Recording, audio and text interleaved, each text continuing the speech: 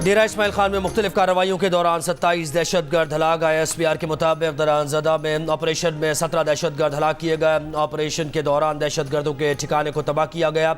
तलाशी में खुफिया इत्तलात पर ऑपरेशन में दहशतगर्दों के ठिकाने को तलाश किया। 4 दहशतगर्दों को जहन्नुम वासिल कर दिया। शदीद फायरिंग के तबादले के बाद 2 बहादुर जवान शहीद हो गए। धमाकों के नतीजों में इमारत गिर गई, जिससे मुतादिद अमवात हुई। 23 बहादुर सिपाहियों ने शहादत को गले लगाया। तमाम 6 दहशतगर्दों को जहन्नुम वासिल कर दिया। दहशतगर्दों ने बाद में खुद को हमला किया। इलाके में मौजूद दहशतगर्द को ख़त्म करने के लिए क्लियरेंस ऑपरेशंस किए जा रहे हैं। पाकिस्तान की सिक्योरिटी फोर्सेज मुल्क से दहशतगर्दी के खात्मे के लिए पुरअज़्म हैं।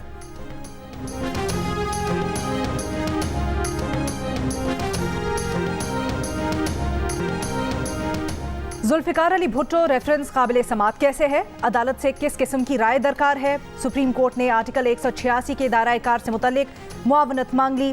9 अदालती मुआवन मुकर्रर। अदालती हुक्मनामे में कहा गया है कि पहले से 10 मुकर्रर करदा अदालती मुआवनीन में से कई इंतकाल कर चुके, कुछ पैरवी करना नहीं चाहते। जियो न्यूज़ के पास जुल्फिकार भुट्टो केस से मुतल्लिक इंटरव्यूज़ और क्लिप्स का रिकॉर्ड फराहम किया जाए। जस्टिस दुराब पटेल के इंटरव्यूज़ का रिकॉर्ड भी तलब।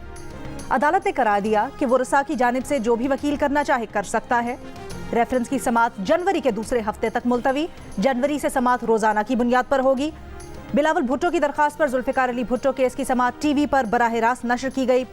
कमरा अदालत में बिलावल भुट्टो जरदारी और आसिफ जरदारी भी मौजूद थे।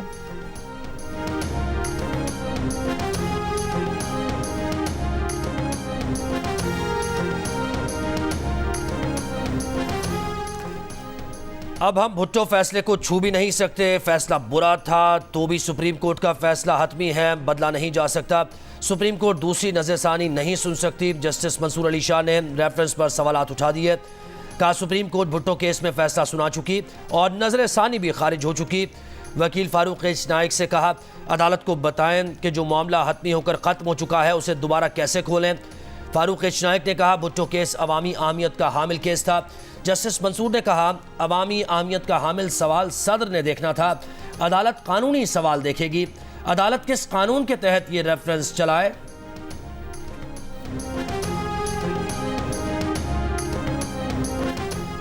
चेयरमैन पाकिस्तान पीपल्स पार्टी बिलावल भुट्टो जरदारी का जुल्फिकार भुट्टो के लिए इंसाफ का मुतालबा। मीडिया से गुफ्तगू में कहा कौम को बताया जाए कि शहीद जुल्फिकार अली भुट्टो बेकसूर थे।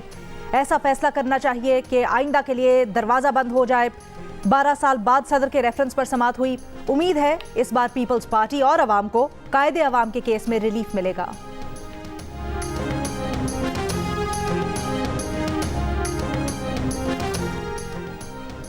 इस्लामाबाद हाईकोर्ट में नवाज शरीफ की अल अजीज़िया रेफरेंस में सज़ा के खिलाफ अपील और अल अजीज़िया रेफरेंस में सज़ा बढ़ाने की नैब अपील पर भी समाअत। नवाज शरीफ के वकील अमजद परवेज़ ने कहा कि वो सिर्फ ज़ेर किफ़ालत के एक नुक्ते पर बात करना चाहते हैं। अदालत ने पूछा कि क्या नैब ने नवाज शरीफ के ज़ेर किफ़ालत से मुताल्लिक़ कुछ साबित किया है। अमजद परवेज़ ने जवाब दिया कि इस्तग़ाज़ा के स्टार गवाह वाजिद ज़िया ने एतराफ़ किया कि ज़ेर किफ़ालत से मुताल्लिक़ शवाहिद नहीं। हमने ट्रायल कोर्ट के सामने भी एतराज़ात उठाए थे।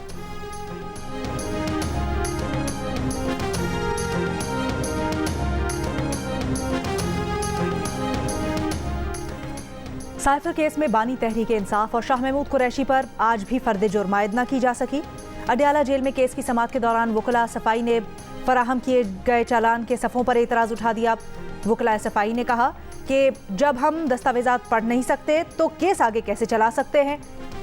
वकला सफाई ने कहा कि महदूद मीडिया को दाखिले की इजाज़त दी गई है, अक्सरियत बाहर खड़ी है। जज अबुल हसन जुल्करनैन ने कहा एडमिनिस्ट्रेटिव इशू है, इस मामले को देख लेंगे।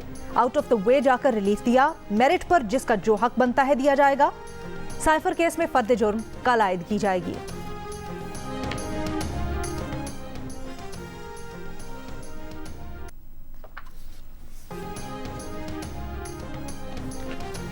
बीस रोज के अंदर पार्टी इलेक्शन करवाए। कानून कहता है 7 दिन में सर्टिफिकेट देने का फैसला करें। नहीं चाहते सबसे बड़ी सियासी जमात को इंतखाबी निशान से दूर रखा जाए। PTI इंटर पार्टी इंतखाबात के खिलाफ दरखास्तों पर इलेक्शन कमीशन में PTI वकील अली जफर के दलाइल।